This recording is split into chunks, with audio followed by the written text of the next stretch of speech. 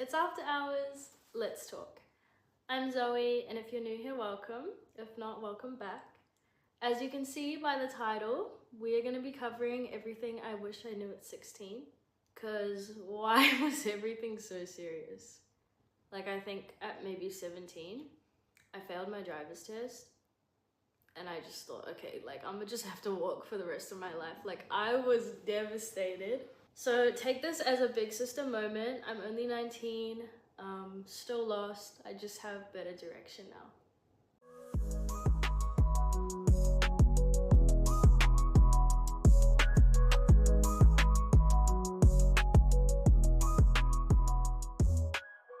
The first thing I want to cover is that life isn't a race, and I know, heard it before, but it's so true.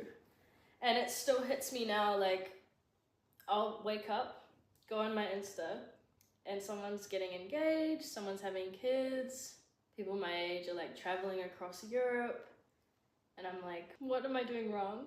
But everyone goes at a different pace, and that's totally fine. You know, when like your parents introduce you to someone, and they're like, oh my god, I haven't seen you since you were a baby, like what are you doing with your life? And you have like no idea who they are. Your mom is still booking your dentist appointments. And you're like, I don't know. Well, maybe you do know, and that's great, but it'll probably change. I feel like the standard is like, go to school, finish school, study, graduate, get a job, buy a house, get married, have kids. Like, that's a lot. Mind you, buying a house in this economy is wild. It almost feels like a race, and whoever finishes first wins.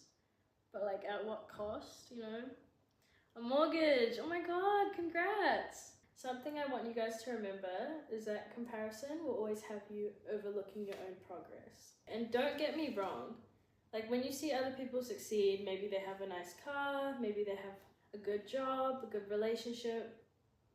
For sure, use that as motivation, but don't ever let that stop you from focusing on what you have going on. The second thing I would like to cover is that not everyone is meant to stay.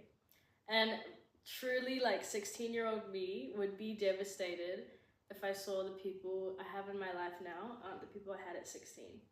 Because at that age, you think that the people you're close to will be there forever. You guys are like planning your bridesmaids, maid of honor, groomsmen.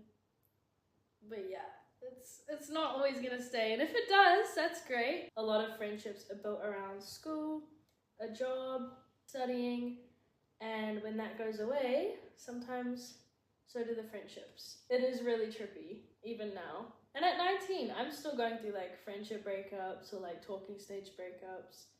It doesn't really go away, it just gets a lot easier to manage. Okay, the next thing we're gonna cover, which is probably my favorite, and that's being embarrassed is actually funny as fuck.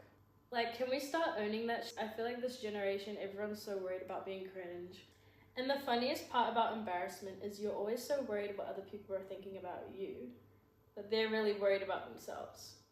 You know? Like, you cannot expect to walk into the gym for the first time and know exactly what you're doing. Same with starting this podcast.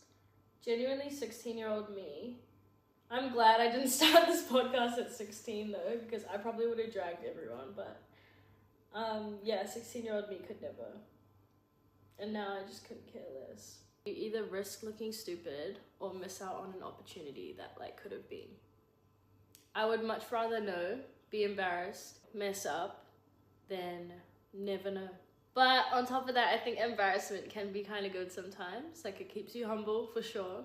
When I first moved to Sydney, I had a sales job, and it was like door-to-door sales. You know, I was like doing a charity, and I was bad. I'm telling you, like, I would just tweak out because you had to remember lines. I had to knock door to door, say my lines, and it was so confronting. You're literally face to face with a stranger asking them for their money, and it was rough. But I ended up getting pretty good at it. So, you know what I mean? Just like keep pushing through. It's embarrassing at first, but people also understand that if you're new to something, you're not going to be great at it. The fourth topic is that your mum was probably right. I don't even like to admit that. I don't want to give my mum that much credit. Same with my older sister. Like, you could introduce them to a friend and they say 4 words and your mum's like, yeah, no, I don't like her. And you're like, bro, you met her like 15 seconds ago. What are you talking about? And then 6 months down the line, you're crying to your mom in her room about how they did you dirty. And then your mom goes, I told you so. And at 16, I think like every inch of advice felt like a personal attack. Number 5 is that you don't have to have an opinion on everything. 16-year-old Zoe thought I knew everything. Still don't. I could share my opinion on other people's relationships, marriage, divorce, politics, money. And at 16, saying I don't know makes you feel stupid. So you just decide to have an opinion on something you have no idea about. You don't have to pick sides with drama either. Like, obviously Stacey's gonna tell you everything her man did wrong, but you're only hearing Stacey's side. Of course, support your girl, be there for her. There's always 3 sides to a story, and everyone always takes away what hurt them. Next is that it's okay to be alone. I think this is the one I struggled with the most. I mean, I'm pretty good at it now, super independent. At 16, I could not be alone. And I've found that the better you are at being alone, the more selective you are at who has access to you. And I think that's super, super important. Being alone isn't sad either. Go get that coffee, go shopping. I never want anyone to look at me when I'm out by myself and think, oh, I feel bad for her, she's by herself. Because, bitch, I love being by myself.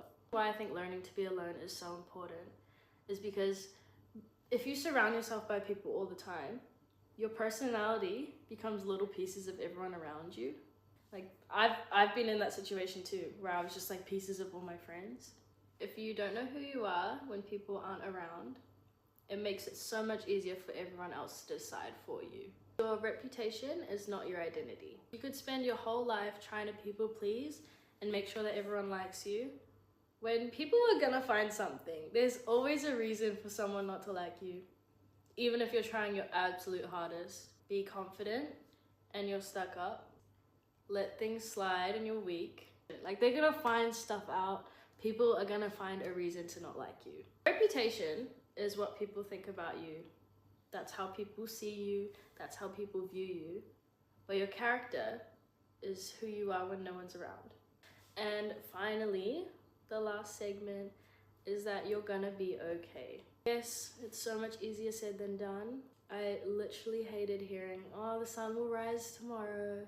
You really do become someone that can handle things you never thought you could. So relax, take those photos, stop comparing yourself to others, let people leave, and stop being in a rush to have everything figured out. You're gonna be okay. And if you ever want someone to talk to, please reach out. Thank you guys for watching. I'll see you after hours.